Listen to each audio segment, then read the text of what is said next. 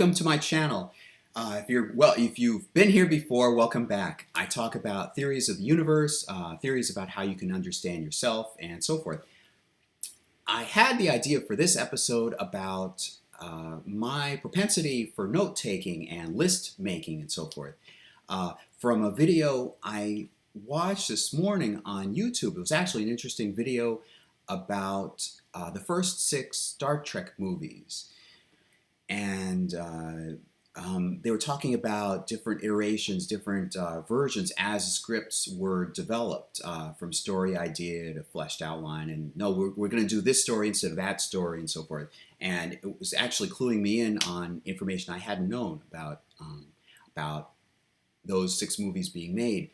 And it reminded me about how I had this tendency to make lists and to take notes, even on things I enjoyed like Star Trek. I think for the benefit of you, I mean, this is a channel about helping you to understand yourself better or to improve yourself. I think the instinct to note take and list make helped me in understanding things a lot better because, for one thing, it said that if you're using more senses when you're exposed to information, that helps you retain the information. Like if you just hear it or see it, that's one thing. But if you can actually use your arm and note take, it said it helps to ingrain that information in your memory. And I instinctively would do that. I would watch, I'm going to do a video on this in probably my next video about the Star Trek timeline, how it evolved over the franchise, the lifetime of the franchise.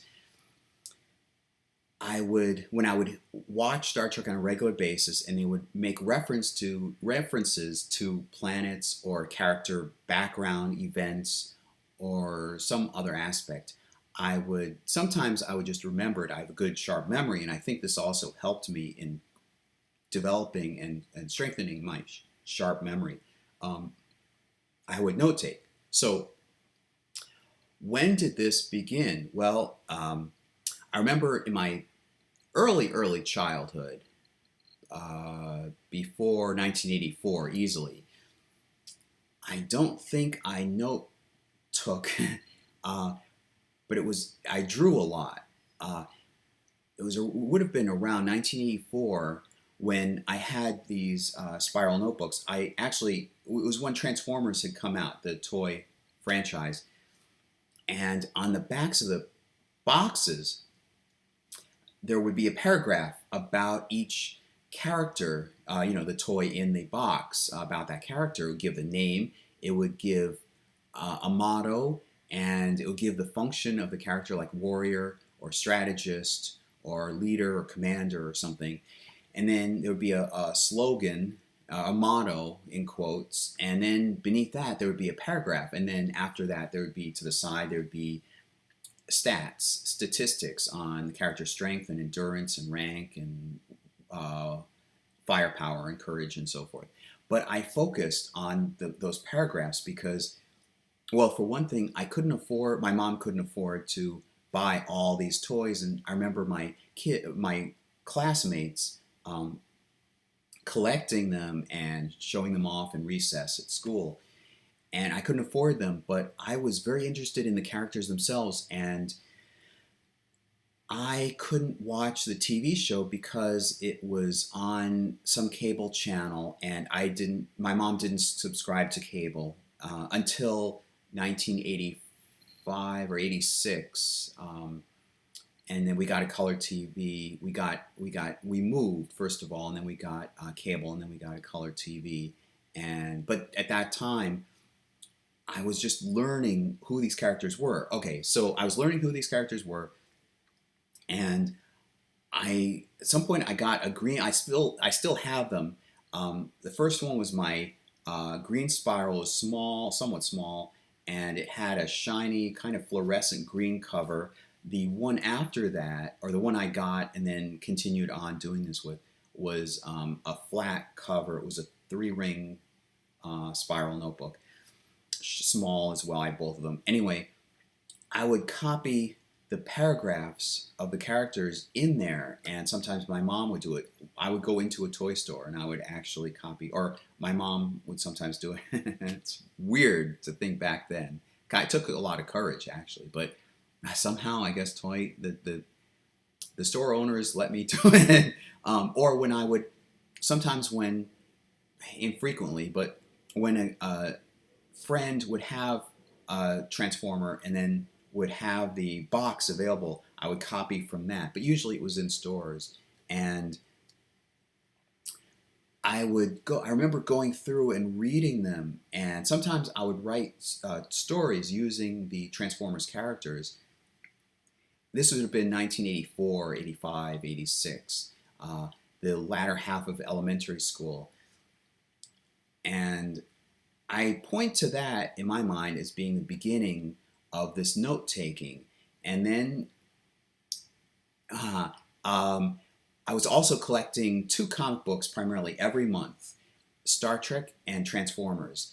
I'd begun collecting Transformers. I can pin down the exact era when I began collecting the comic books. It was when the first movie came out. That would have been 1986. It would have been spring. Now the movie, or no, sorry, not spring, August. I believe it was August. 1986, and I got a movie adaptation. It was done. The movie adaptation was split into three parts. So I got the first part alongside seeing the movie in movie theaters, and then there was their regular monthly series. I collected issue 22, and anyway, as I was collecting the 22, 23, 24, and so forth, I was trying to get the back issues, and soon afterwards, I found out about the British series, which would take the American comic book issue and then split into two parts, and theirs came out every 2 weeks. So when we would get one issue of 22 pages every month, theirs came out with like 11 pages bi-weekly. So they needed material to fill in gaps in terms of publishing availability. So they would come up with their own stuff. And so I was fascinated, first of all. Oh, the other comic book series was Star Trek. But I was fascinated by the references. It would say, there would be some character talking to another character and saying, Starscream had already faced that crisis. And then in the little blurb, like a little box in the side of the panel, it would say, or a little corner of the panel, it would say, as seen in issue 11. And so I would pick up on these, and I would remember in my mind, okay, somewhere in issue 11, this happens. So I guess that's like modern day when there are these what are called spoilers. There wasn't, to my mind anyway, there wasn't a such thing as a spoiler. These were comic books in an early era before the internet. But I guess it's something like now where people know about events in Star Wars without having even seen Star Wars, or the Terminator without even having seen the Terminator. So gradually I began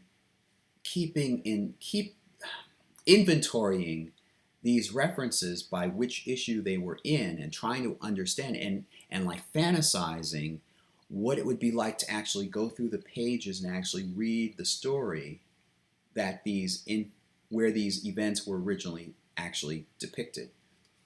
So sometimes I would actually note these down, like issue 22, and then list whatever references it gave in subsequent issues, trying to piece together what the storyline must have been. And come to think of it now as I'm saying it, that ties in with my propensity for, like, for example, in Star Trek, their references, and in Star Wars, their references to earlier events that had not been depicted on screen and trying to piece together what happened then. Let me talk about Star Wars for a moment. Before the prequels, you just had when I was born, I had seen, according to my mom, I was in the theater as a little baby when my parents saw the 1977 movie Star Wars, um, and then I hadn't seen the second episode, The Empire Strikes Back, and then in 1983 I saw Return of the Jedi in theaters, and that may have been the first movie I had seen in theaters. I had seen movies on TV before, but this, as far as I can trace, as far back as I can trace, this would have been the first movie I had seen in theaters. And so they were making references to things that had happened before. So 83 and then 84, 85, somewhere, some years after that, I began piecing together what had happened in the previous events, because this is episode 4, and it implies that there were episodes 1, 2, and 3 were skipped over in terms of production. Well, I don't want to say it that way. George Lucas began with just plain Star Wars in 1977, and then when the second movie came out, The Empire Strikes Back, he decided to label it Episode 5, as if the previous movie was Episode 4, and then subsequently, if I have this right, the first Star Wars movie was re-released shortly after that, and then it said Episode 4, A New Hope. So he had in mind earlier events, and then in 1983, of course, the third movie comes out, Return of the Jedi, Episode 6. And I remember from at the time, I feel privileged now to be one of those few, talking about it from memory of the actual experience, having lived through that time period. That there was talk, George Lucas would be interviewed about, and he would say stuff like, well, these 9 movies or these 6 movies, or sometime I'm going to go back to make the first 3 movies, or there are going to be any sequel movies or anything like that. It was all up in the air. So during that time, nothing new was being made.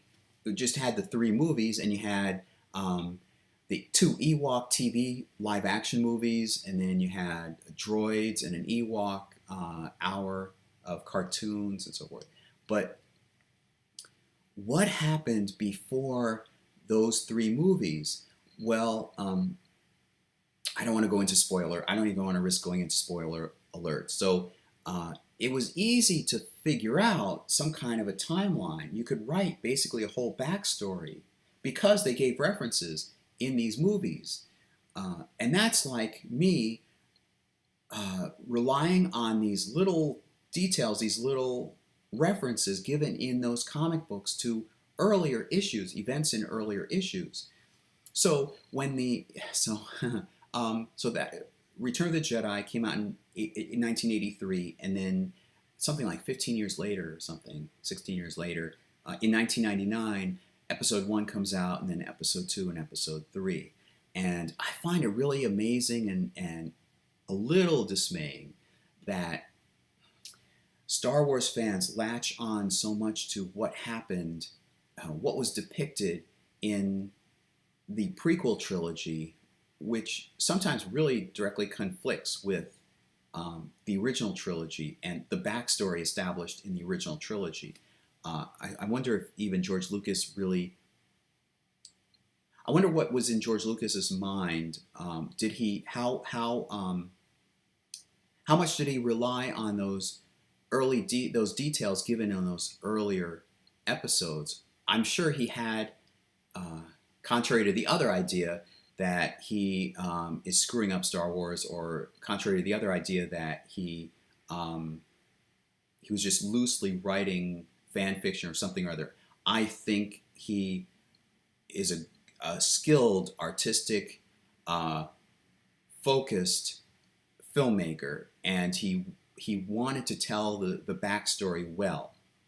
I think that some parts were new, and he perhaps had not remembered certain details that had been in the 3 movies. I mean, if I were in George Lucas's position, I would have watched carefully, even though I had been central in making them, I would have watched the 3 movies and taken notes and been very careful about not contradicting what had been already established.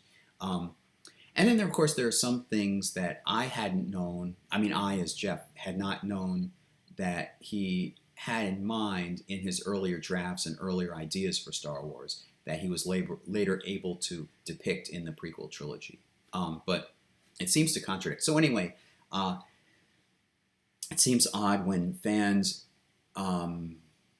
focus on the prequel trilogy, but try and pin it into the original trilogy as if they're seamlessly connected when they're really not. I mean, over time, I think, and even Star Trek evolves over time, and there are inconsistencies that creep in and so forth. I mean, even the Bible, there would be inconsistencies. That's a whole other topic.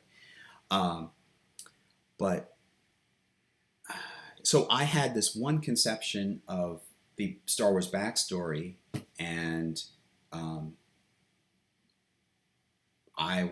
so when these new exciting dramatic events happened in the original trilogy, it wasn't such a surprise to me because because I had known that I don't want to give away spoilers, but I knew certain crucial events that were to happen. So anyway, so I think it may be helpful for you, or at least to understand me better, that one of my instincts is to note take and to understand the universe, particularly in Star Wars and especially in Star Trek.